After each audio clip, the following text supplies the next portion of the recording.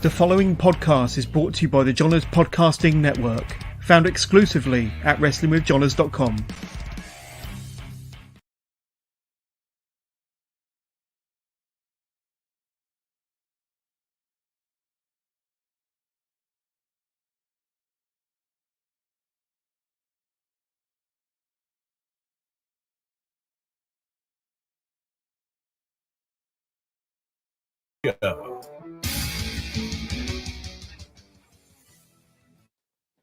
Ladies and gentlemen, welcome to another episode of the Chaos Theory Podcast. If you don't know by now, you ain't been paying attention.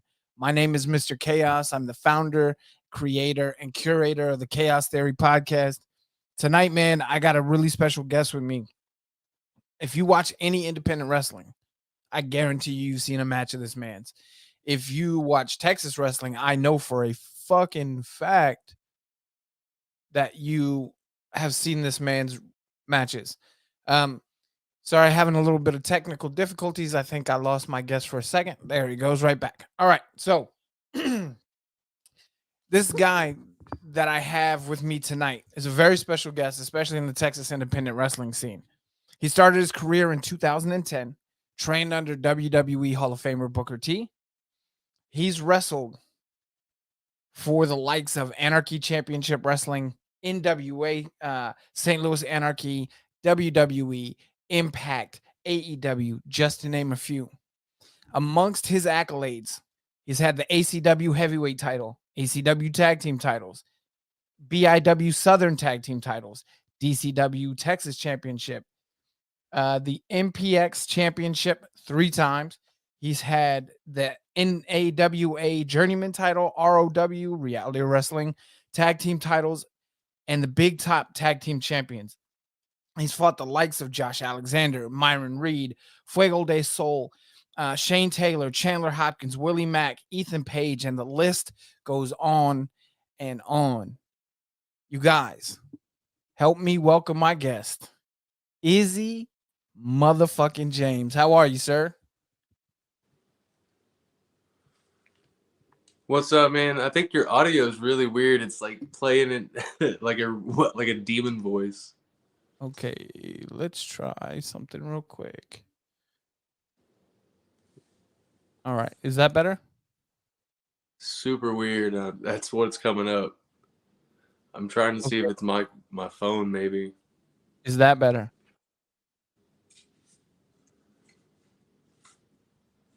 How about that? Hold on. Let me go get my laptop. Okay. All right, guys. So look, we've got Izzy here on the podcast. I'm sorry, technical difficulties for the show. I don't know what's going on, but we'll get past it. This is the benefits of live streaming. So look, before Izzy, comes back, let's do it like this. I got a chance to see Izzy in a match versus Josh Alexander at Pele Pro State of Emergency, and up until that date, I didn't have a whole lot of exposure to Izzy, but watching that match with Josh Alexander, it was one of the 2 best matches of the night by absolute far. There was another match that was Savage Gentleman and Chandler Hopkins. That was a 5-star match, and I think the Izzy James and Josh Alexander match was a 5-star match. If you guys don't know Izzy, go back and watch. I mean, like I said, he's had an 11-year in-ring career. He's fantastic at what he does. I mean, the craft, the character development, the storytelling, everything about what Izzy does is done masterfully. And again, from the research that I did, he got trained under Booker T at I don't know if it was at Reality of Wrestling or if this was prior to him having Reality of Wrestling. I did a little bit of research and found out what I could. While we're waiting for Izzy to get back, I do want to talk about what's going on here in WWE with the quote forbidden door. Everybody knows because WWE announced it. Mickey James is an entrant into this year's Royal Rumble. And why this is so significant is the fact that she is signed to their competition. She's signed to Impact. She's the Impact Knockouts champion. Just had a killer Texas death match with Deonna Purrazzo. And she just, Mickey James is on her shit right now. She's on her grind. I mean, she had the NWA all in power, and now she's crossing boundaries, like a boundary that really hasn't been crossed since the probably the invasion angle. And it was, I think this is gonna be dope. What I hope it means is that we get Josh Alexander or Moose or somebody like that in the Royal Rumble on the men's side. It would be amazing if we could get some talent. And there's even talk about doing kind of like what they did with Jericho when Jericho went on the Steve Austin podcast, and having some other AEW talent kind of come in and do some documentaries and stuff like that, and mentioning AEW on TV and videos and stuff. Uh, I think it's really dope. I think there's a lot of changes going on in the big federation right now, and 99% of them are not positive. But I think anytime that you can make a change and make something pop and put over something that we didn't think would ever happen. Like, if you 2 days before this happened, nobody ever 2 hours before the announcement happened, nobody would have ever thought Mickey James is coming into the Royal Rumble this year. It would have never happened. Um, you guys, let me ask you a question for you guys who are watching. Answer in the chat. Who would you guys like to see as other surprise entrants into the Royal Rumble? If you guys have any suggestions or anybody that you think would be dope to see as a surprise entrance. If they could get anybody from AEW, it would break the fucking internet. Josh Alexander or Moose. Moose is already online calling out Roman Reigns. So if he could get one of the guys from AEW to cross that line, or if they could find some kind of agreement, it would be amazing. It would be dope. So aside from that, I got to watch some of the Hard to Kill pay-per-view. It was good. I haven't really watched an Impact pay-per-view in a while. I haven't really been paying attention to Impact, but the Hard to Kill pay-per-view was done really well. The Ultimate X match was done a lot better than I thought it was going to be. Those matches always kind of make me feel like they're going to be a clusterfuck, and this one wasn't. It was awesome. They had really big spots. The women handled it really well. They all looked professional. It was great. I unfortunately did not get to see the one match that I wanted to really, really see, which is the Chris Sabin and Jonathan Gresham match. Because I'm an old school TNA guy. When TNA was doing Wednesday pay-per-views, I was watching TNA, and Chris Sabin was there. I mean, between there and ROH, and then I'm a newer fan of Jonathan Gresham. I think Jonathan Gresham is super talented. The dude, every time I watch him wrestle, I don't know that I quite know what to expect every single time. And he does things that most people can't. So, I mean, aside from that, let's do this. We'll take a quick break. I'll play a little bit of music, some of my music, and then we'll start back up once Izzy gets back. All right, guys.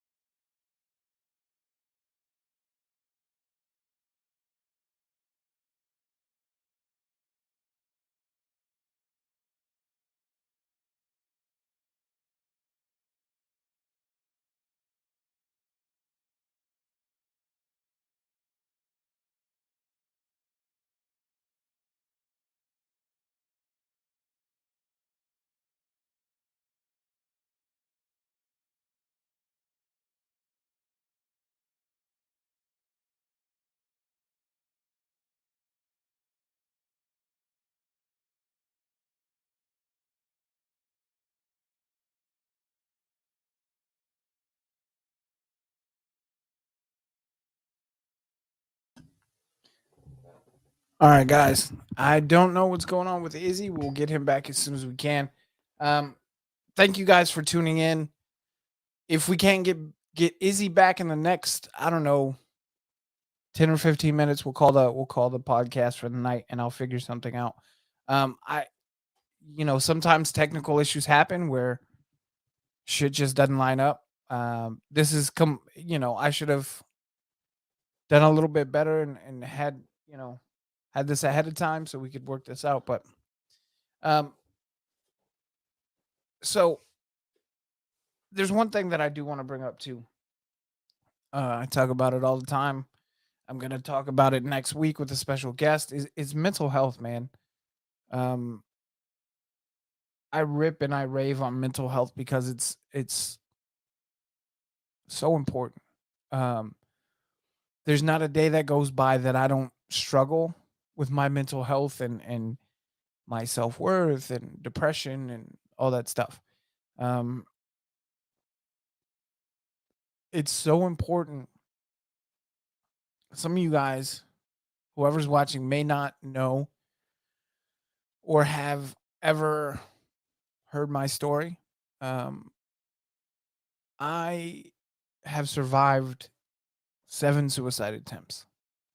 It has been a life well lived. Let me put it to you like that. Um, when I got out of them, even during the military, but when I got out of the military specifically, I got very depressed and very ready to go, if that makes any sense. I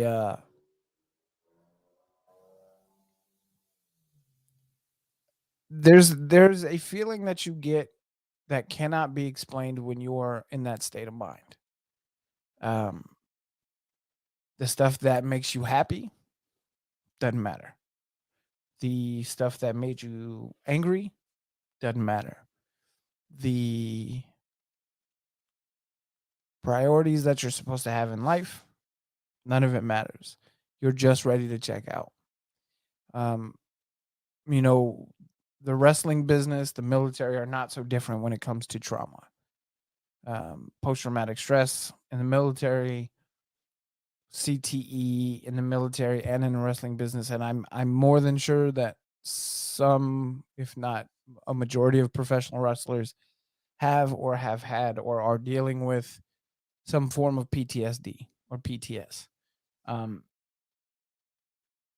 they're motherfuckers, man. They will swallow you up and they will absolutely take everything away from you. Um, and let me see. They will absolutely take everything away from you. And it's destruction, man. It's pure out and out destruction. Um, I bring all of this stuff up because in the wrestling business, not just lately, but in general, there's been a lot of suicide. Um, and it's chilling, but it's also a lesson to let you know, like, if you are struggling with that, if that's something that you struggle with, then you need to get help. Um,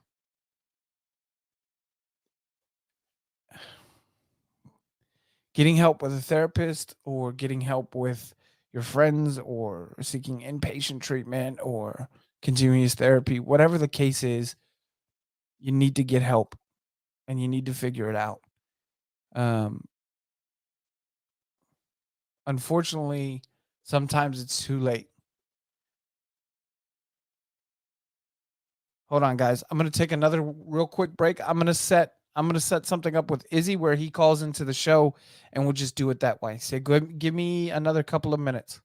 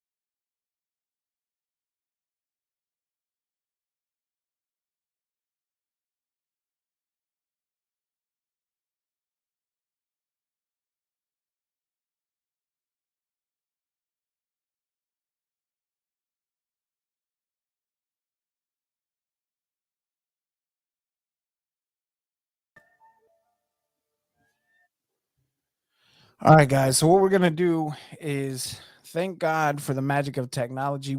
Unfortunately, we won't be able to have Izzy on camera today. Something's going on. He can't hear me, and his laptop's not letting him connect to the camera. So what I'll hold on. I might be wrong. All right, Hey, there we go. Is that now I better? can hear you. Yes, now I can finally Perfect. hear you. Awesome. Oh, that was my goodness. Sorry about the So technical difficulties. yeah, guys, sorry about that. Sometimes clusterfucks just happen. I had to download Firefox in order for my Oh, Mac to work. sorry, man. No worries. All right. So, like I was saying in the intro, this guy's held titles everywhere he's been. He's been to all of your favorite independent wrestling companies. And if not, I guarantee you he'll be there time now, like soon. Um, Izzy, I was telling the guys I got a chance to see you live at Pele Pro State of Emergency versus Josh Alexander. Yeah, that was oh man, I love that match. Dude, I went into that show because the promoter reached out and he wanted me to cover it on my podcast. So he gave me a press pass, sent me up there, got me in the show for free, all of that cool stuff. And I knew the match I wanted to specifically watch was Victor Benjamin versus Chandler Hopkins. That match went on first, killed it. Match came on, match came on, match came on. I was like, okay, these matches are cool. You and Josh came out, and I literally tweeted, I said, okay, this has potential to be dope as fuck. And then after the match, I tweeted, I'm an asshole. This match is 5 stars. Dude, you guys tore that fucking house down. It wasn't a house, but maybe like 100 people. But y'all performed like you were the main event of WrestleMania, and I dug it. Man, thank you. Appreciate that very, very much. Josh is someone I look up to in the wrestling business, and to finally get in the ring with him, that was a huge it was a huge blessing for me. So yes, absolutely, man. Josh is one of those guys that I was telling the audience I haven't been watching Impact a lot lately, just because I've been getting more into independent wrestling. But Josh has always had my attention. Like, oh, let me see what this guy's gonna do. Let me see whose ass he's gonna beat this time. Yeah, So to see you guys, and I was less familiar with you and more with him, and then y'all just tore the fucking roof off. I was like, okay, Izzy James got a fan for life now because this shit was fire as fuck, bro. well, welcome to the train. Absolutely. Somebody is sending a comment in. Uh-oh. She says, hopefully the insidious one. Hopefully you can get Izzy back on. He's a huge mental health advocate. Yes, I am on, so Yes, we can absolutely. do episode 2 as well. Hell yeah, I'm down with it. The reason she brought that up is because I was talking. I'm actually having a licensed therapist on next week. Because I was in the army for 10 years. You're in the wrestling business for 10 years. There's CTE all over the place and suicide all over the place. And I have survived 7 suicide attempts. And, you know, I feel like it doesn't get talked about enough. Mental health does not get put out enough. And from somebody who, I mean, literally, I could show you the cabinet full of pills that the VA has prescribed me. From somebody who's on antidepressants and all this other stuff, it's a priority, and it's dope to find somebody else who it's a priority for. Absolutely. I feel there, there's that stigma about mental health or mental illness, in some way. People always look down upon it, like oh, it's a wish it away kind of thing, and it's just not like that. And there's a lot of stigma as far as bipolar disorder or CTE or explosive anger disorder. There's a lot of different things about it that people don't know. They know the surface, they know what they hear about on social media or what they heard about on Fox News, but they don't know it unless they live it. And if you don't live it, you don't know it. Yeah, absolutely, 100%. I mean, it's one of those things I say to everybody: the military and wrestling have more in common than people realize, because you guys are on the road probably 300 days a year if you could be. If you can make your living at wrestling, that's what you're making your living at. So you're traveling town to town to town to place to place. The military, I wasn't literally the longest the longest that I stayed in one place was 2 years, and I Yeah. was gone every Afghanistan, come back, Iraq, come back, move this place, that place, and then on top of that, the beatings that you guys put your bodies through and the beatings that the military puts its bodies through, including our brains, the similarities are insane. And I think if somehow, somebody could bring the veteran community and the wrestling community together, that's two ginormous heads to work on the problem that, like you said, is not going to get wished away. Yeah. No. Absolutely. I don't know if you've talked to Bryson Scott. He's a former veteran, and he suffers from CTE. He's an advocate for that as well. So that's somebody to talk to. I know he's out there in that San Antonio area too. Yeah, we follow each other on Twitter. We haven't had a whole lot of interaction, but yeah, definitely I'll look into it. So we'll definitely talk more about mental health in a second, but so the research that I did on you, I found out you were trained by Booker T. Correct. How fucking insane is it to learn from a two-time Hall of Famer? Well, that is definitely something I never thought I'd get the chance to be able to say. Early in my career, I was actually trained by Matthew Palmer, who is the husband of Ember Moon, formerly known as Ember Moon Athena. I actually started off in like a backyard area, kind of self-training myself with a couple of guys. Those guys now run Metroplex Wrestling. So I started off there. I did a TNA gut check. I somehow got randomly picked for that. That's cool as shit. Barely any experience. I was less than a year in, and I got to do a TNA gut check. Yeah. Afterwards, that's a major break on that's it was it was a major break, but it was the infant stages of that TNA gut check. So it was like before it was a TV show. Oh, okay. It was with like Jeff Jarrett watching you before a show, D'Lo Brown training you.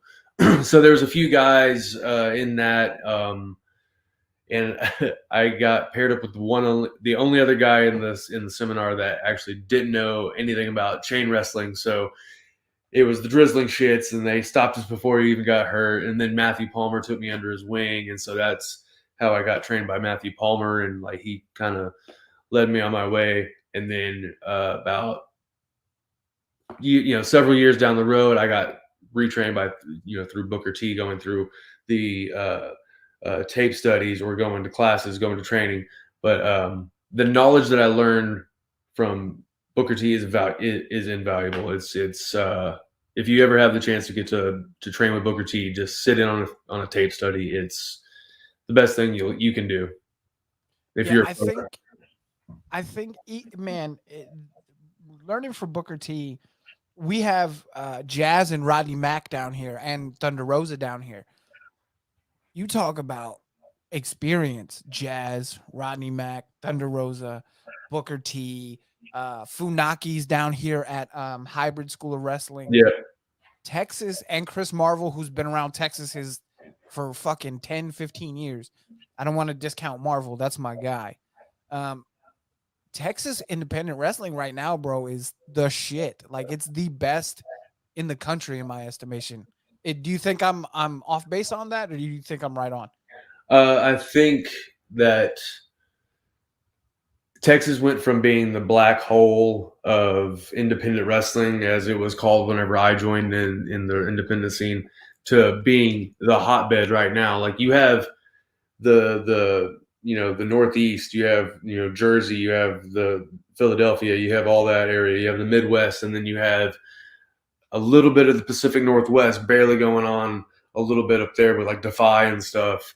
But then you have Texas, and I think we've just been one of those things that's just, we've always been here. I've been wrestling almost 12 years now. Gino's been here for a long time. Ryan Davidson, Brian Keith, the list goes on and on. So many names. Mysterious Q has been wrestling for 14 years. And we've just now, I think the issue is we didn't really have podcasts. We didn't have a streaming company. We didn't have I Shoot Wrestling. We didn't have Title Match down here. We didn't have these independent shows that actually had a social media presence. So actually, with my first 9 years of professional wrestling, hundreds and hundreds of my matches you probably will never be able to find because either the literal VHS or the DVD got lost, the thumb drive got lost, or it's on a stack of discs somewhere in someone's garage. But now we have the streaming services. Now we have, IWTV. We have those other streaming services like the Title Match Network. So now we're finally being able to showcase what we've had here for a long, long time, and that is the best talent in this nation, bar none. Oh, by far. I've been to I've been lucky enough to go to the Pele Pro show. That was super dope. Small venue, but it was super dope. It was really well ran. If you guys have never watched Pele Pro State of Emergency, you have to watch it. It was really well done. The matches were good. A couple of them were great, were fucking fantastic. And then at the end, I think they got it on camera. I don't know if they got it on camera. The surprise moment that happened at the end with Mr. Mr. This Mike, yeah,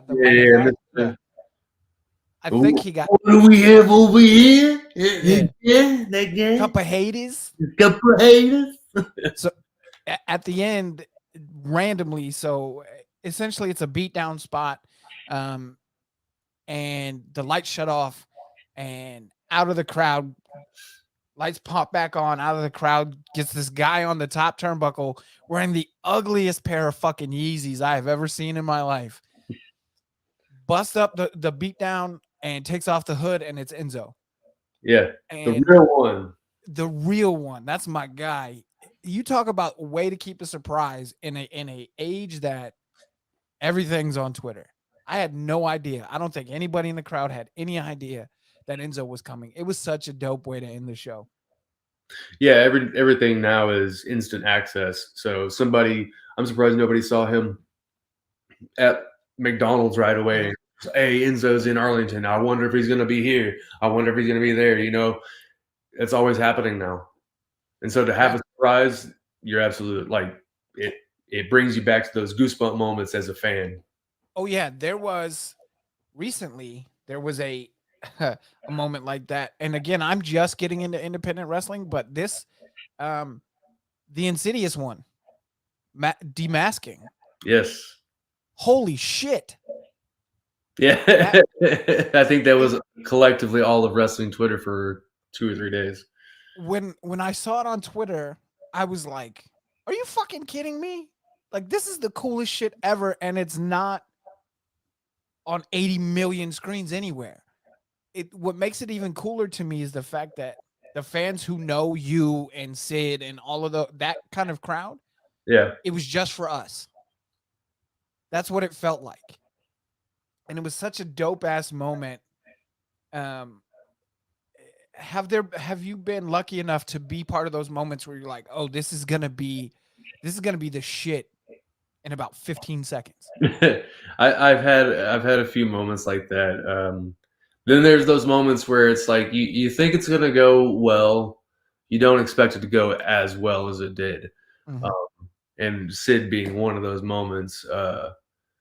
We finished it and we came back through the curtain. We're like, man, I don't know if you could hear it on the mic too well or well enough, or if the crowd even got to see it. Because when we were filming that, they were tearing down the cage of the Edge Stone Savage King match. So a big portion of the crowd that's there doesn't even get to see it in the hard cam angle, but the whole side gets to see it. So we're wondering, is this going to even have a good response? And it had a great response, and then even better of a response online with 13,000 views. I thought, or I saw that was on Twitter, just for the unmasking alone. And that's 10, 15 seconds of just her face finally being shown. And like you said, it was special for all you fans that have been following this storyline, following the character for as long as we've had Insidious and Isaiah or Izzy James, and Sid together. Yeah. Blue 70517 said it was also holy shit being there and seeing the unmasking happen. That would be one of those moments where if you could be there live, that would be dope as fuck too. But for me, because the backstage guys got that perfect angle on her face when she took the mask off, you know what it reminded me of? And this is going to date me a little bit. So if I tell you how old, if you hear this moment, you'll know how old I am. When Rey Mysterio unmasked for the first time against Kevin Nash, that had that same feeling to me because it was like, I dig what the Insidious one is doing. I dig what she does. I'm a fan. Who is she?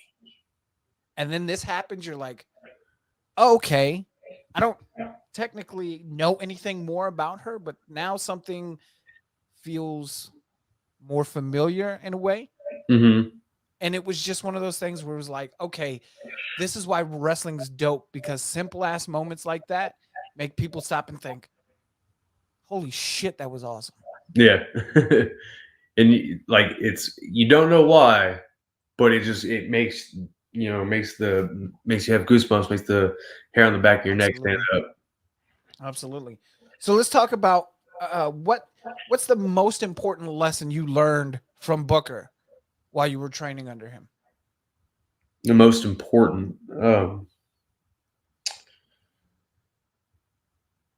shoot. I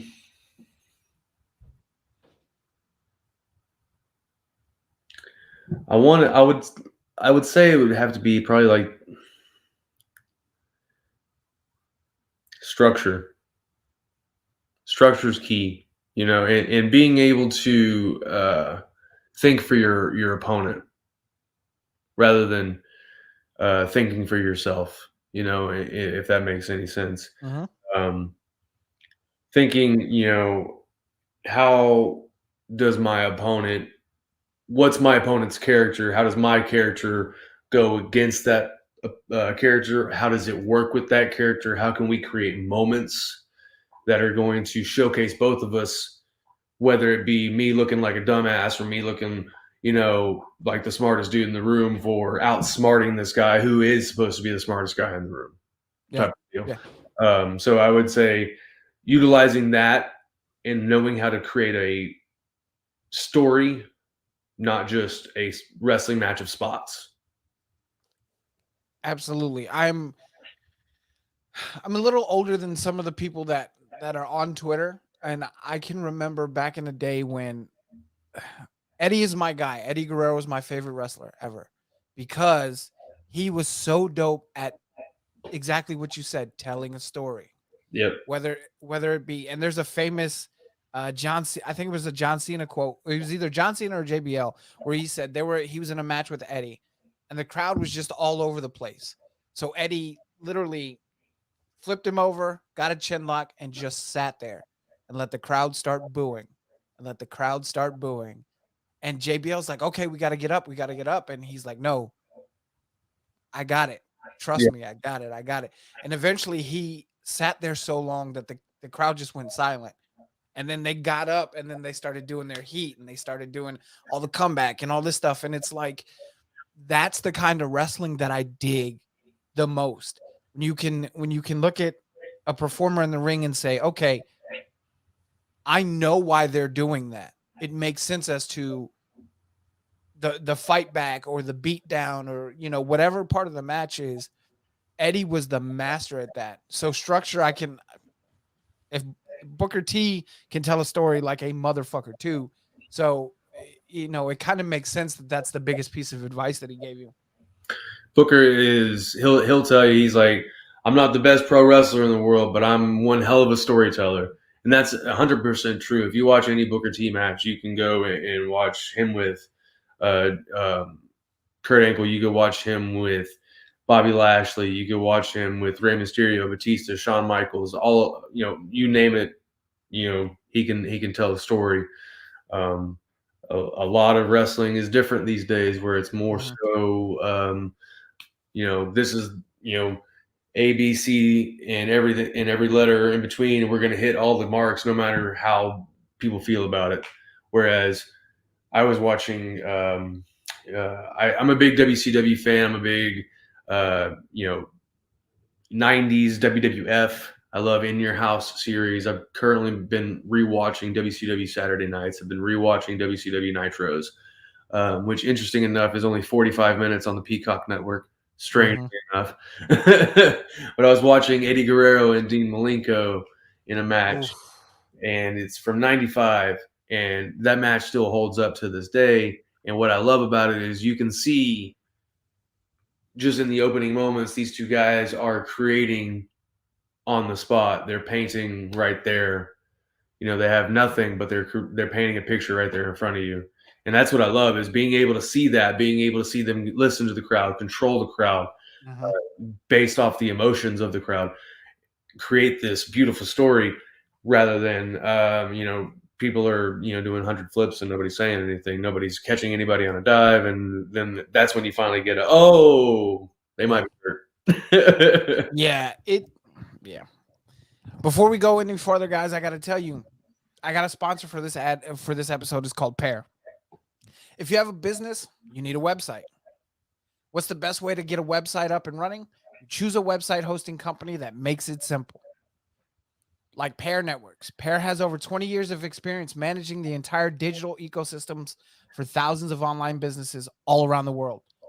Pair makes it easy for you with do-it-yourself website building tools and features, including simple drag and drop page design. And they have guaranteed US-based support technicians ready to help whenever you need it, 24 hours a day, 365 days a year. Right now, when you sign up with Pair Networks, you receive 1 month of web hosting for free. See for yourself how easy it is to build your website for free. Visit pair.com/free to get your first month of website hosting for free by using the promo code QUICKSTART. That's pair.com/free, promo code QUICKSTART to get started today. All right, now that that's out of the way, what's your first memory of wrestling as a fan? Man, my first memory of pro wrestling is real special to me. It's probably my first memory of life. I'm an infant, and I remember I grew up in Dallas, Texas, and so I was lucky enough. I was born in '88, so I was lucky enough to have my mom, who was a major wrestling fan. Probably the only reason I'm a professional wrestler to this day is because of my mom. My mom and my grandmother were driving. They were taking me somewhere. They were going shopping. And I remember saying, we were driving by the Sportatorium, and I said I wanted to go see the wrestling show that was that night. And my mom stopped what she was doing, and we went to the wrestling show. And I remember walking in. I remember going over like this hill, like this concrete hill, and the bleachers are right there, and I can see the smoke and the lights. And I'm walking over the hill, going into the arena area for the Sportatorium, and Jeff Jarrett's in the middle of the ring, cutting a promo. I don't remember anything else really, but that moment just sticks out in my mind. I have a lot of photos of my mom and I whenever I was a kid, where I was with Kerry Von Erich or Coco Beware, Jeff Jarrett, all at the Sportatorium, and I'm just being held by them in these photos, and like half of them I'm crying because I'm just I'm scared of them, but at the same time I asked for the photo. I asked my mom, I want to go take the photo. But that's my first memory is walking over that little hill with my mom and my grandmother holding my hands, and just seeing that moment. I hold that moment real close to my heart. Absolutely. You talk about wrestling royalty in Texas, the Von Erichs. Holy shit. I mean, to this day, I'm not originally from Texas. I'm from Virginia. But I grew up luckily with a grandma who's the same way, who's the ginormous pro wrestling fan. And I'm only a couple years older than you. So I grew up, my grandma had tapes of Nick Bockwinkel and Magnum TA and Dusty and the Warriors and all this cool ass old smoke filled arena ass wrestling.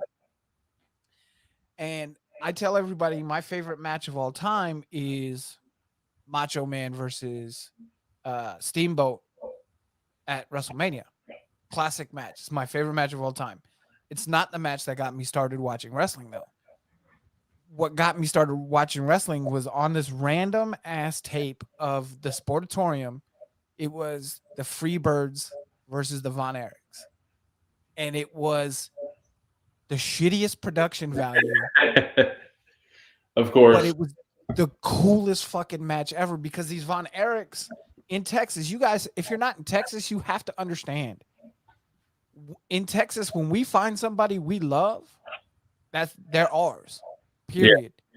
Period. George Strait, Willie Nelson, the Von Erichs.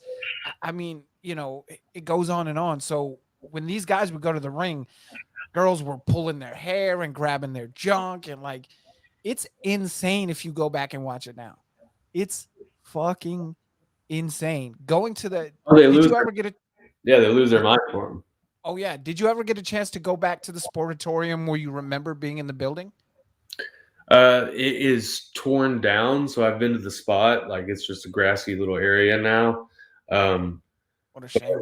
Yeah, I got to go to it for a little while, but I wish it was still around. I wish there was somebody like just trying to rebuild it. I think it would be really cool to have that in Dallas again, but I don't think it'll ever be another thing again. But I actually, I've gotten to share the locker. I got to train with Jeff Jarrett in a seminar, and then I got to share the locker room with Jeff Jarrett, and I told him that story about being so little, and that being like the first memory of my life, and him being a part of it. He was just like, and now we're sharing a locker room. This is really cool.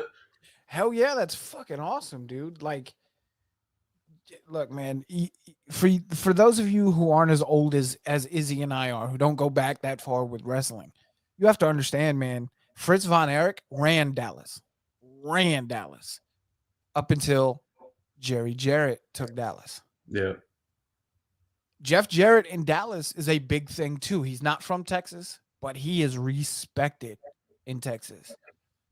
So to get to look, you've had Texas legends all over stamping on you, bro. Like Booker T, Jeff Jarrett, those two names in the professional wrestling world, if you have their stamp, you're golden. You're fucking golden. We were talking about you've been in the game now for over a decade. Yep. I want to ask the differences in locker rooms between when you were starting, like, in not necessarily just the locker rooms, but environments in arenas and smaller companies compared to when you started versus how they are now. So I started, like, Twitter was around and Facebook was around, but it wasn't like how guys basically got booked, or like your social media presence didn't matter at all as far as your pro wrestling career. At least whenever I came into the business, it didn't matter at all. So, like, I remember being in training or being on the road with certain mentors, and then saying, "Oh, don't post anything about your training. Don't post your training videos. Don't break kayfabe online. Don't do this. Don't do that." Just basically shunning, anybody that, oh, this is my training regiment, and here's me doing 4 rolls, 4 back rolls, doing all these things that everyone posts now. Like, if you don't post it, people don't think that you're actually training at all, and it's completely different. Like locker rooms, I wouldn't say it was like the Undertaker. Everybody carried a gun or a knife, in the locker room, but it definitely, people are a little bit more lax now. A lot of people don't show up in a suit like they used to. When I started, it was, you didn't really have to show up in a suit, but like business casual, you dress up nice. And that's still, that's still good to do. I'm not saying don't do that, but I know it happens more so than it doesn't, where people show up in athleisure wear rather than dressing up nice. But when you show up wearing just slides, that's, a little too comfortable. You're not, walking to your bedroom, right? So sometimes it's a little bit different there. But as far as like culture goes, I think the biggest thing right now is the biggest difference is obviously the social media thing. Social media right now is the only way we can all really get over anymore, especially now that, COVID happened. and everybody's doing podcasts, or they're doing promos weekly, or they're doing, you got your reels on Instagram, you got your stories, you got all these different ways for people to like connect with you. Whereas before it was just cut a promo and put it out there, and the show will do the work. The show will get you over. Now it's like we have so many different avenues to get ourselves over. It's like I got too many things to worry about now. I gotta post on Twitter. I gotta do Instagram. I gotta do Facebook. I gotta do my LinkedIn. I gotta do all these different things. It gets crazy. Yeah, I mean, you guys, you guys now are basically, your own travel agent, your own PR person, your own HR person. Like, everything's done, which is good and bad, I suppose. It puts a lot more weight on your shoulders that you have to do for yourself, but at the same time, wouldn't for me, if it was me, and it's not obviously, but if it was me, if I am handling all of my PR and HR and stuff like that, I know I'm going to kick ass and do it for myself because I know what I have to do. Whereas if you leave it to a marketing department and you're not top 4 on the card, are they really going to push you out that well? Or are they just going to, kind of put you to the side? So I guess it has its good and bads like everything in life. Yeah, I think it does, but also I feel like the work you put out, speaks for itself. I'm not the best when it comes to Twitter. I'm not the best at social media at all. In fact, most of the time I don't even, I get on, I post, I try to get off as soon as I can. Because most of the time I'm going to see something negative that ends up fucking sitting with me for too long during the day. And then now I'm stewing on it. But I think as bad as I am at social media, like that doesn't mean I'm a bad pro wrestler. No, Not at all. And I think that's where a lot of people kind of like get mixed up as far as like fans or how people view us as pro wrestlers. I'm a professional wrestler. I'm not trying to be some entrepreneur. I'm not trying as far as like an Instagram influencer, I'm trying to be a professional fucking wrestler. Mm-hmm. And in order for me to do that, I have to step through those ropes and I have to make you believe something. And if you don't believe something, I'm bad at my job. But if you walk out of there going, damn, that was a great match, or damn, that match stood out, man, Izzy's the fucking man, then I made you believe something and I did my job. My Twitter doesn't do that for me. Nope, absolutely not. I completely agree. Like I've been very fortunate during COVID to have interviewed a lot of up and coming, especially San Antonio based independent wrestlers. But every time I see somebody that doesn't have a YouTube of their clips and stuff, I'm like, what are you doing? Like in my head, I'm like, what are you doing? Like that, your clips, your match clips are currency because idiots like me will start talking about, yo, you got to check this guy Izzy James out and Chandler Hopkins. And I'm not Joe Rogan, you know what I mean? But my episodes get 5,000 to 10,000 downloads an episode. Right. But you have to, like for us, we have to have something tangible for you to watch. Exactly. And that's the thing is okay, there's a perfect case in point, right? There's a group, they're based out in the Midwest called the Death Threat Army. Isaiah Broner, Aaron O'Ryan, Tommy Vendetta. I don't have access to the Midwest wrestling. I'm not up there. I'm in Texas.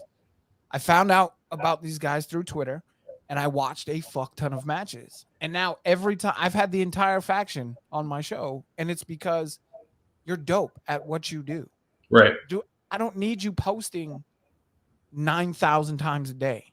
But if you got a show coming up, or like you did, if we're doing a podcast, let me know so I know where to watch. Let me know so I know where to go. Without a YouTube channel, like unless you're posting directly to Twitter or Instagram, like I don't know how you market yourself anymore because like I said, your matches are currency. That's what I want. I need to see your matches. Yeah. You can be great. It's 100% better when that person is a great person outside of the ring. But what really draws the initial interest in you is, can you work? Do you Do you suspend my disbelief as a fan? Yeah. And without your matches, I don't know. I have Yeah. no idea. So yeah, I think now what I see a lot, especially on the independent shows I've been to, is wrestlers will have somebody in the crowd recording their stuff for them because you just can't depend on companies anymore. Well, we're really lucky right now because we have that company, Wrestling with Unicorns, that guy Martin and his crew run around and they go to different shows all over the place, and they're making clips for so many people now that there's a clip of me that just came out like from November of a show that we did with Loco Wrestling, and it just came out because he's getting so many more people booking him to come and do their shows. And you're absolutely right, it's currency, because the moment he airs one of the a clip of me in the clip, I get at least 50 followers just based on off of his clips alone. So you're absolutely right. It's currency. We don't have like the tape traders like we used to. We don't have the word of mouth. Like it's not as trustworthy, I guess, anymore. Yeah. But there's those fans like you that want to see they want to be drawn in. They want to have their emotions played with as far as like being a fan. But then there's also I think the layman fan or the instant gratification fan that just want to see the gifts. They just want to see the little 10-second clip of me doing a super cutter or somebody doing a moonsault, or a shooting star to the outside on 7 people and nobody catch them. They want to see all these crazy gifts, these instant gratification things that they can save on their Instagram or their Twitter, but they're not really like diving into what pro wrestling can do for them. Yeah, 100%. I completely agree. I've always been a fan, and you, like I said, you grew up around the same era as me. I'm a long-term storytelling guy. Like, Same I here. want a story to go from WrestleMania to WrestleMania, or the night after WrestleMania to the next WrestleMania. I don't need the people that I want to see fighting to fight every pay-per-view or every time somebody has a big match. I don't need that. Yeah. But what I do need, they were fantastic at this with the Triple H Batista Evolution angle. That was long-term storytelling. That was fucking insane. Yeah. If we could get back to that independent-wise is a little bit harder because you don't necessarily have continuity with these same companies all over again. Yeah. But if the major companies, Impact, AEW, ROH, if it comes back, whatever the case is, WWE obviously, could get back to long-term storytelling, it just serves the audience better, in my opinion. But at the same time, like you said, everybody has ADD now. Everybody wants to see Ricochet do a double moonsault off the top of the War Games cage. Was it dope? Fuck yes, it was dope. Did I fucking throw my popcorn in the air when it happened? You're goddamn right I did. But that whole match is so much better than that one move. Right. And I think that's where people lose it now. And I think that's kind of why I'll watch some IWTV or some fight or whatever. And a lot of it, I'm just like, he can do 17 flips. But why are you doing it? What does it mean? Who cares? Who gives a shit? That's how I feel. And again, I don't want to criticize. I'm not a wrestler. I don't go in and bang my body around like that. But as a fan, I'm like, and as a fan who's had to fight, to physically fight, what wrestling is supposed to do is supposed to make somebody who's jaded like me, who's been to Afghanistan and Iraq, your job is to make me think that this is a fight. You can't do that with just moves. If there's no reason behind it, right, you're not going to catch me. It's a simulated fight. It's suspended animation. Yeah. You're absolutely right. With what you said, we're supposed to draw you in, and as a person who has been in a fight, everybody can register pain. Everybody can register, having a reason to fight. But if you give nobody a reason, I'm just looking at you do a couple flips here and there, and like I could watch that on the Cirque du Soleil, and I sound like I'm jaded. I sound like I'm bitter, but I mean, the truth is, and you can ask everybody who's ever made money doing the in the professional wrestling business. The moves don't make you money. The stories make you money. The characters make you money. The moments make you money. The over several years story arc between Mankind and the Rock. The story arc between Triple H and The Rock, the story arc between Stone Cold and The Rock, the story arc between all of DX, Kane, and the Nation. Oh and my all of God. that. Like you're saying, the long term booking. I mean, because we're in that instant gratification era, is going to be very hard to do. But I think if we can go back to going, okay, what do we want the main event of WrestleMania 40 to be, and book backwards? Absolutely, you can. You can, And but will they? no, it doesn't serve the audience. It doesn't serve, like you said, instant gratification anymore. I have to shout out Ryan. Thank you for coming in. I know you were watching Mission Pros live stream that they were doing. So I appreciate you jumping on with us, brother. Thank you for the support. But yeah, the long-term storytelling, like I don't. I'm such a wrestling nerd. Like I do episodes of the show where I fantasy book sometimes. Yeah. And dude, literally, I have a storyline laid out right now in my head that I've been working on for a year just for shits and gigs for Keith Lee joining the Hurt Business, and I could make it take an entire year and be compelling. I wish they would do shit like that. Yeah, but they'll let go of talent. They'll hire bad talent. They'll push these guys, push those guys. It's all about the shareholders. It's all about who's on who's on the front of their mind that week. Yeah, absolutely. So one of the other questions I've got is this kind of a two-part question.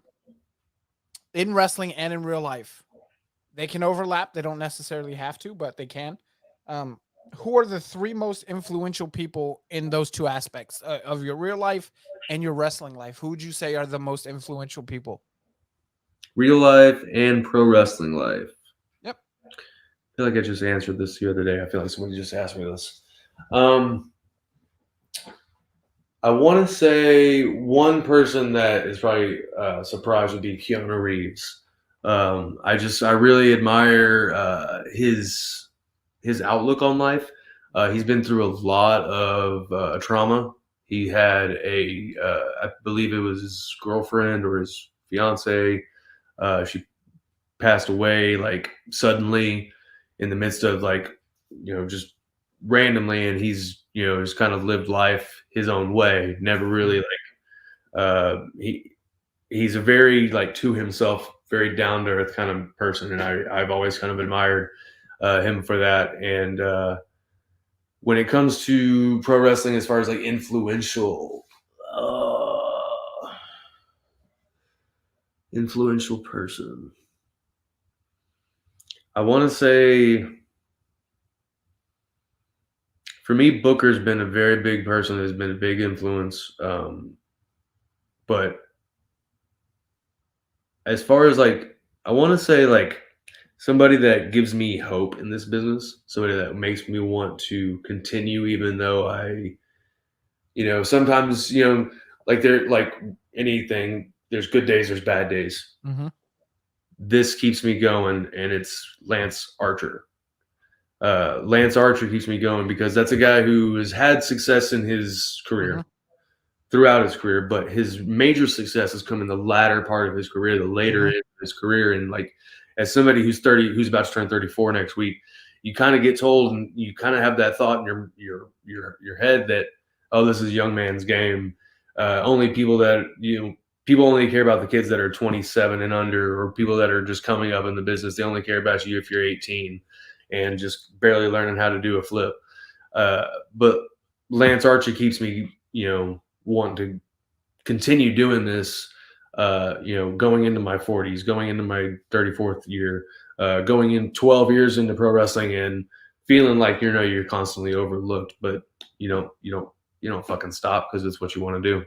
Absolutely. And there are guys, Lance Archer's a really good one, because I remember watching him with Jimmy Rave on TNA back in the day. Yeah, the Rock and Rave. Rock and Rave, absolutely, with Christy Hemme. It was dope as shit. Yeah, rest in And peace, Rave.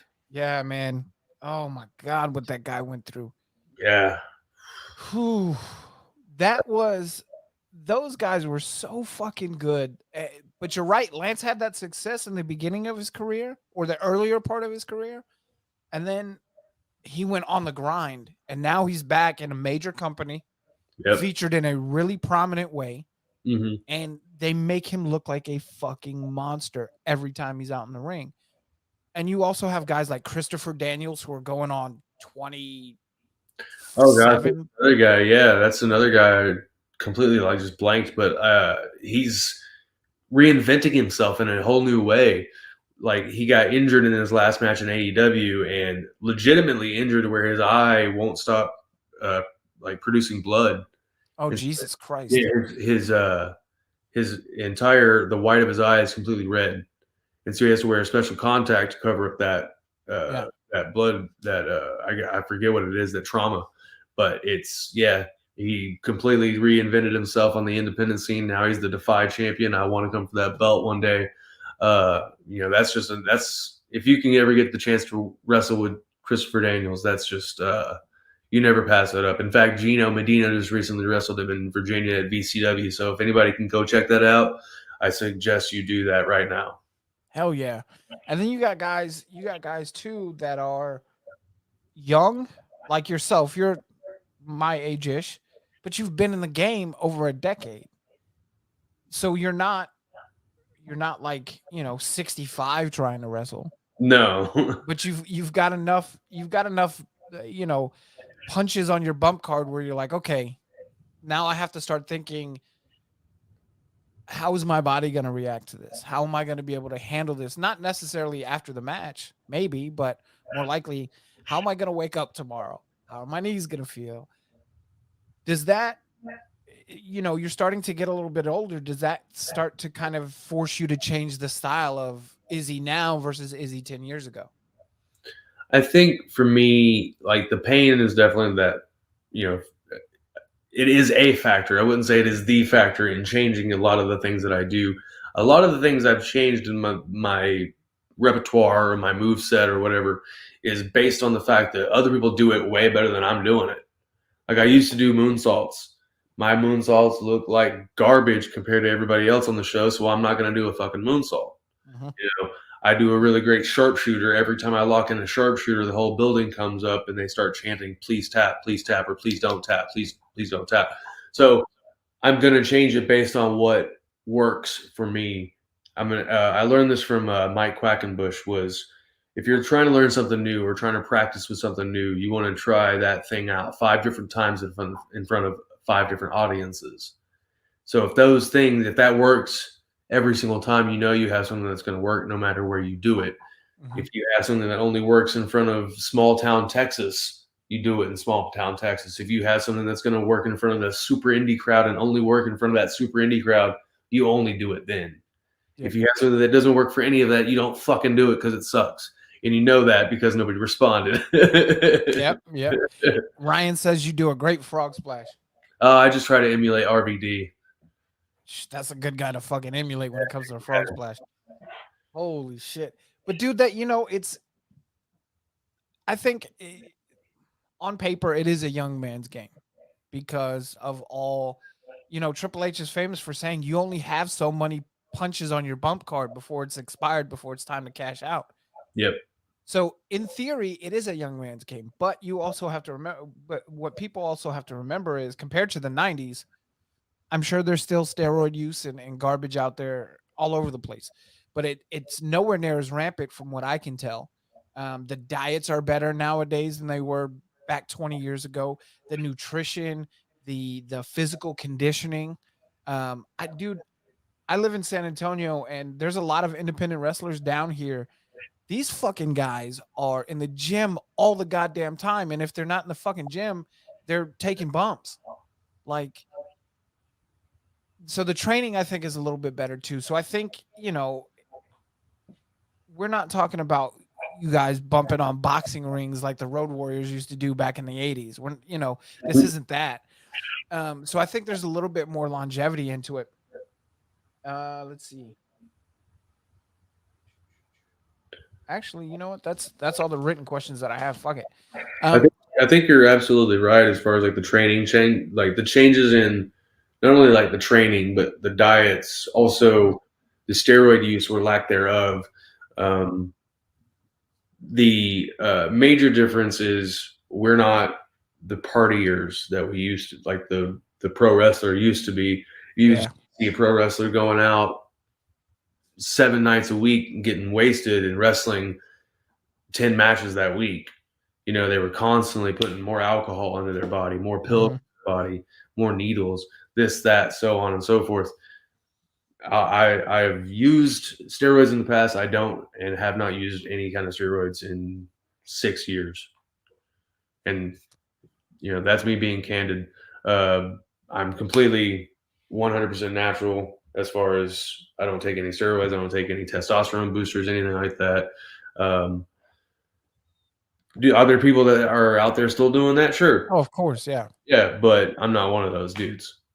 Yeah, I think wrestling too, when you and I got into watching it, it was much more carny, if you 100, know what I mean. Yeah. 100%. Yeah, Where now absolutely. it's everybody's a brand. And if especially we've seen major superstars, independent and, on big companies, because of actions and stupid bullshit that they've done, they're no longer in the business. Mhm. And I will go to the name that I always say because he threatened to sue me. So fuck him. Like Joey Ryan. Fuck that guy.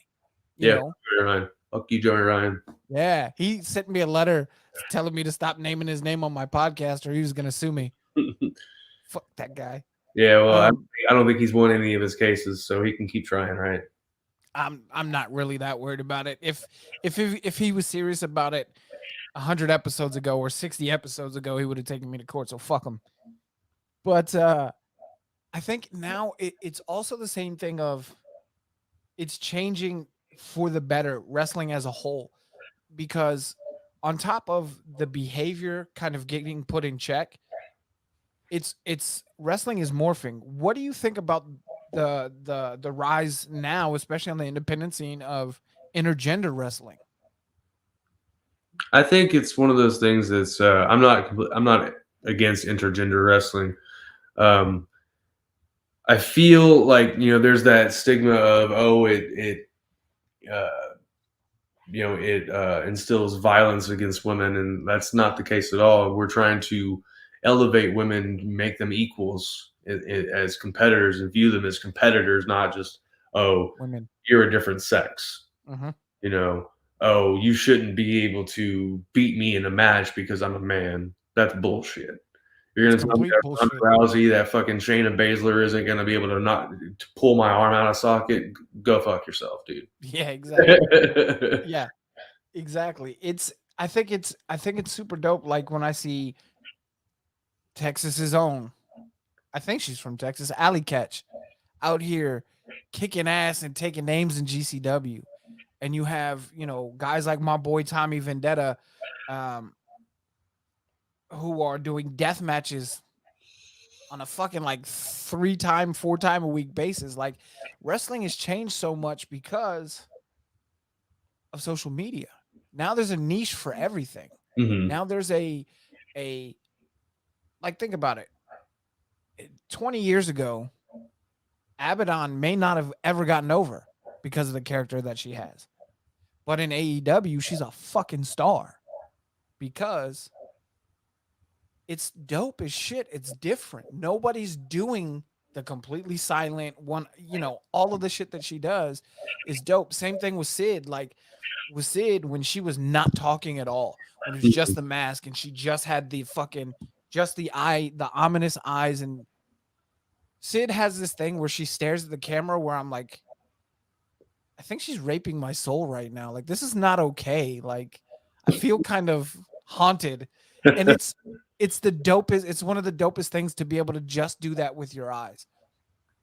Um, the changes that you're seeing now, uh, uh, with the big things, the way things are morphing, do you do you feel like necessarily an AEW or a WWE is the be all end all anymore, or can you make really a great living or a good living just doing independent stuff? I think it's all about what you put your energy towards. I don't. I say that, but I also have, it's different strokes for different folks. Uh, Growing up, I always wanted to work for WWE. I've had so many friends work there, and just bad story after bad story, whether it be from them or from what you see, looking in, or from the outside looking in. Uh, do I think that's the end all be all for me? No, I don't. Would I accept a job if it was to be presented? Absolutely, because I need to put food on my table and a roof over my head. But as a professional wrestler, somewhere where I can say wrestling on the actual screen or in a microphone and not get fined, I'm going to go and I'm going to go look at those places like AEW or Impact or NWA. Uh, you know, there's also New Japan. There's, overseas in the UK, you have all the other promotions. You have Wrestle Carnival is coming up. You have, there used to be Southside. There, a lot of those places got shut down because of COVID, obviously. But I got to work for Les Kellett's grandson, Declan Kellett, when he was running British Empire Wrestling. I was lucky enough to do that. But then you have WXW in Germany. You have so many different niches. You have GCW with the death matches. You have so many different places you can go. The end all be all, I think, is where you put your energy towards. For me right now, it's going to NWA and it's going to Impact. Okay. Is there a specific reason those two are your at least short term goals to get to those two companies? I would say they're my current goals. Okay. Long term goal, could it be an AEW? Absolutely. But you look at a guy like Effie, who has made the independents his, Bitch. yeah, he's made it his bitch. He is able to be his own PR, his own, he's everything for himself. And that's just because he's able to put it out there. But for me, as far as like why I'm choosing NWA or why I'm choosing Impact, history and pro wrestling. Like I worked for NWA back in the Tharp days, back when he was running it, back when Tim Storm was the champion and Jack Stane was the champion. Steve Anthony was the light heavyweight champion, and I actually got to challenge for that belt once back in 2016. So I have unfinished business, and I want to continue my time with NWA. As far as Impact goes, their history. If you look at every single name that's ever become a star in professional wrestling in the last 10 years, they went through TNA or / Impact doors in some fashion. And so I want to add my name to that list. I mean, you're talking about, if you guys didn't watch Impact when it was TNA, when they were doing weekly pay-per-views on the internet, we're talking about Christopher Daniels, Frankie Kazarian, Samoa Joe, AJ Styles, Mickey James, CM Punk, Bryan Danielson, Homicide, Hernandez, like Bobby Roode, James Storm, Magnus, who is Nick Aldis, like right. The goddamn list of people. Amazing Red, holy shit! I almost blanked on Amazing Red. Abyss, Eric Young. Abyss, holy shit! You got Abyss. so many people. Gail Kim, she added so much of to the women's division there. Yep, she made that knockouts division a wrestlers division and not just a women's division. And then you have the guys who came in, fed off of it a little bit, like bigger stars, Sting, Kevin Nash. But then you had guys like Kurt Angle, Booker T, who were having these matches against AJ Styles and Samoa Joe and Christopher Daniels and Ric Flair versus Jay Lethal, and like all these crazy ass matches where you're like, what are you talking? Ric Flair and Jay Lethal? What the fuck? Yeah. It happened, bro. Like, Impact has a legacy before Dixie Carter, before Hulk Hogan, before Eric Bischoff. Before 2013, yeah. Oh my God, dude. When they were using the 6-sided ring And it was, I mean, actually, even before that, in the Asylum, when they had Toby Keith wrestling Oh and gosh. R-Truth. Oh my gosh. Yes, I'm an Impact nerd, a Yeah. nerd for Impact. It was such great wrestling. Macho Man's very last match was in TNA. Say again? Macho Man's very last Yep. match was in TNA, and it was literally him coming out hitting one thing and getting the pin. Yep. It was TNA was the alternative to WWE, and for a long time it looked like they were going to be able to compete. And unfortunately, Hogan and Bischoff came in and did what Hogan and Bischoff do. To Impact now is getting back to its roots, where you have a guy like a Moose who is running shit. Josh Alexander is,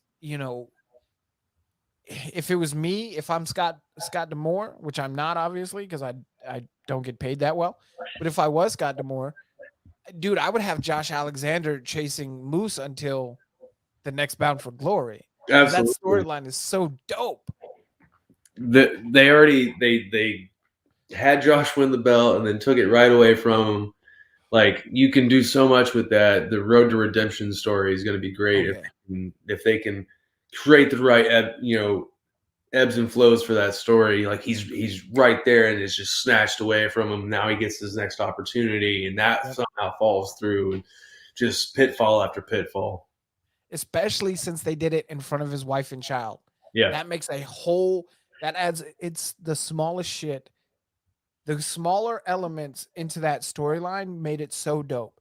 Just by adding his wife and kids, watching him get speared and beat by Moose, they changed the entire dynamic of that match. Because it could have just been it could have been a transitional championship. But adding his wife and kid into that ring, oh no, fuck no. Every man who's ever been married or who has ever been a father is a wrestling fan is looking at it like, oh, I'd kick the shit out of him for doing that to me in front of my family. Right, 100%. Yep. Bing. Dollar sign. All day. Yeah. Before we wrap up, we're going on almost an hour and a half. But before we wrap up, is there anybody you haven't faced that you are kind of licking your chops like, okay, we can make magic with this? Man, woman, tag team, doesn't matter. So when a lot of releases have happened over the last year or so, I actually started making a list. The last set of people that were released, and these were matches I really never thought that could happen. I've wrestled Matt Hardy before. I actually wrestled Matt Hardy and Sammy Guevara in a triple threat match in the middle of nowhere here in Texas. I'll send you the link so you can share it. I think it's on my YouTube actually, but I'll send that to you. But top of the list is Jeff Hardy. If I could work Jeff Hardy, that would be I could retire tomorrow and be completely happy. Currently, I have on my list right below that is Michael Bennett. I'm a big Bennett fan. I think Matt Cardona and I would have a really good match. One, he's probably the most popular guy on the independents right now, next to Effie. And if there's anybody you can wrestle on the independents right now to get your name out there, it's one of those two dudes that I think. Or Nick Gage, yeah. Yeah, or Nick Gage. If you're going for deathmatch, yeah. But if you're going for just overall trying to get everybody to see you, Matt Cardona, you put your name in a match with him, and everybody's going to know that you worked Zack Ryder. There's a guy in Washington that I think people need to know about. His name is Daniel McCobb, and he's really good, very good technical wrestler. I watched him versus Cabana Man Dan in September of last year when I went and wrestled for Without a Cause Wrestling. And the guy's technical wrestling is just chef's kiss. If you can look him up, do that. Daniel McCobb. Okay. Then Matt Justice from GCW. I would definitely want to wrestle Matt Justice. Something about that dude. He has the coolest swagger. I've hung out with that dude a little bit, and then like just got to see him wrestle. Complete duality as far as like person in the ring and person outside of the ring. And then, man, there's Jonathan Gresham right now. Oh fuck Jonathan yes. Gresham is like, if there is a better pro wrestler in the world right now, you'll have to point him out to me because Jonathan Gresham is the best, like pure pro wrestler. Like think about it. Pro wrestler. When you think about pro wrestlers, you think about a chain wrestler. You think about somebody who's got like the skills, like a Dean Malenko, like a man of 1,000 holds. Right now, that's Jonathan Gresham to me. I think the only person I can think of off the top of my head, as far as a pure pro wrestler, is Josh Alexander that I can put right next to him. Josh Alexander would be up there with that too. Yeah, but Gresham is shared the ring with both of them, but now I've been in a one-on-one with each one, or not a one-on-one, but a match with each one of those guys. If I can get a one-on-one with Gresham, that'd be amazing. oh yeah, absolutely. And to kind of caveat off that, who are some of the women that you're watching? Maybe not necessarily that you want to have a match with, but if you do, that's cool. But who are the women where you see them work and you're like, God damn it, she's the shit. She's somebody that gets this, or I'm a fan of. Who are some of the women that make you think that way? So I'm gonna put Sid out there, Miss Insidious Sid Mars. I've actually wrestled Sid, not just like helped train Sid, or I'm not just trying to say this as a friend or a spouse. I've wrestled Insidious, and she doesn't get enough. She doesn't get enough credit personally. But as far as like other women that I see, I'm gonna have to say Queen Aminata is out there doing her thing. She's kicking ass. That is not a name I expected you to pull out. Holy shit. Miss Roxy. Miss Roxy's just the future of the business, if not the right now of the business. Goddamn mascot for the entire state of Texas. That's right. Heather Monroe. I'm a Heather Monroe fan. Who else is out there? Miss Jamie Senegal. Mm-hmm. She's doing her thing. Love her. And Mickey James is timeless. Mickey James could, wrestle to the end of time and still be as good as the day she started. She's just right now, especially, she's like the top. Oh, you talk about crossing lines and breaking down borders. We were talking about this while we were working on the technical difficulties. Her getting into the Royal Rumble, having WWE acknowledge the fact that it's Impact Knockouts champion. Yes, is insane. The last time I think they mentioned a big company's name like this was the Invasion. Man, because they never really they never mentioned TNA when it was TNA on air. Not really. No, like anytime they brought over like AJ Styles or Samoa Joe, they talked about, they have other company. Yeah, they have long tenure here or there, but they never said their name. Yeah. Other than I want to say, like whenever they would do stuff like courtesy footage of New Japan wrestling, whenever they brought in Nakamura or Asuka, they would use their footage from other countries. But as far as like, this person is Jushin Thunder Liger or so on and so forth, they didn't really like do that. Yeah. I think it's so dope, and I'm hoping my fantasy booking would be to have either Josh Alexander or both. Shit, because we know Mickey is in the Royal Rumble. We also know she's not the only surprise entrance that's coming into the Women's Royal Rumble. We also know there's a bunch of surprise entrants for the Men's Royal Rumble. What I would love to see at that pay-per-view is Josh Alexander as an entrance into that Royal Rumble, and then just for shits and giggles, because I don't think it will ever happen. I really want to see Moose come out and just smack the shit out of Roman Reigns. Just because. I would love to see Moose, Josh Alexander. I heard speculation that there could be a Jericho sighting. I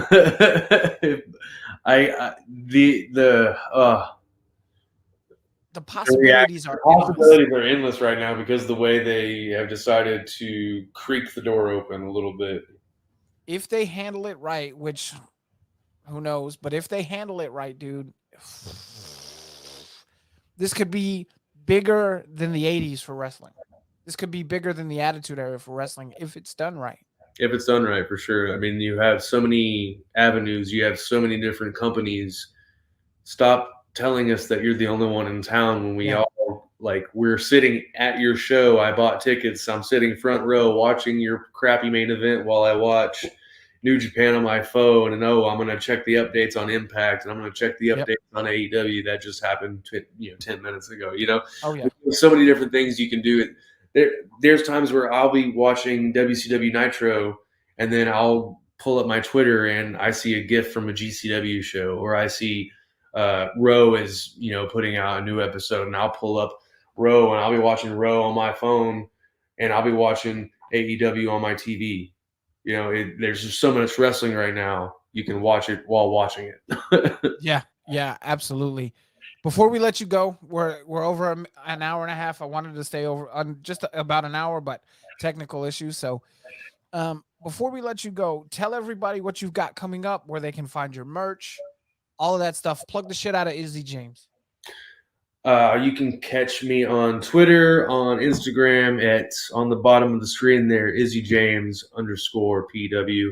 My pro wrestling tees, prowrestlingtees.com/unholy GJ, I think. Just type in unholy, you'll find Unholy Isaiah James. There's unholy shirts from when I used to be a dark, spooky guy. There's Izzy James shirts. You can find the self-reliant, self-defiant tag on those. You can find me on Reality of Wrestling Television. You can find me coming up in Washington with Out of Cause Wrestling and Relentless Pro versus Pro Studios with Prestige Wrestling at the end of February. I'm going to be all over this nation by the end of this year, hopefully. You'll be finding me in Africa, hopefully, in the next couple of months. I got a 3-month stay in Africa coming up. It was supposed to happen at the end of 2021, but because of Omicron deciding to jump out and spook everybody, that has been postponed. So I should be going to Africa for a few weeks and hopefully some more places along the way. I should be going to Canada hopefully soon. I've been talking with a company out there. So Izzy James is going to be everywhere is what I'm trying to say. Yeah, absolutely, dude. You know what would be dope, and this is just me as kind of marking out a little bit, but I would dig seeing you in like a best of the Super Junior weights tournament. That would be fucking sick. Fucking sick. If anybody's got a tournament coming up, I got an open schedule. I got flyer miles. I got a place. You got a place for me to be. I got faces to kick. Hell yes. Abso-goddamn-lutely. The other place that I really, really, really there's one opponent that I think, I don't know how big into death matches you are, but he is a death match guy, but he had a match versus Trey Miguel, which was fucking sick. Izzy James versus my boy Tommy Vendetta from the Death Threat Army. Okay. This dude, he's a former Marine. He's a legit, he calls himself the lovable psychopath. And watching his matches, there might be a little bit of legit psychopath in there. I mean, at one of his matches, his opponent stapled a dollar bill to his forehead. That's what you do in a Saturday night. Hey, you just take that dollar to the bar. Fuck yeah. But the future is bright, my friend. I'm excited to see where you go, man. Like, whether it's in Texas and you end up being, taking, George Strait's place as the king of Texas, or you go wherever you go, big company, small independent company, or you're running ROH when it comes back. You've got a fan in me. You've got a fan in all these people that are chatting over here in the chat. I'm excited to see what happens.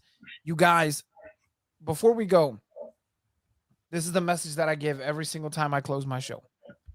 If you are struggling with mental health, if you are in a place where you feel like you might do something bad to yourself, my DMs are open.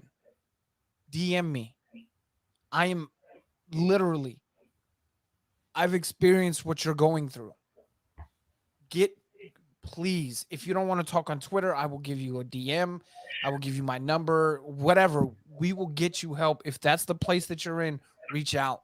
If it's not to me, reach out to somebody. It's so important not to take a permanent step for something that is going to get better. Please, please reach out.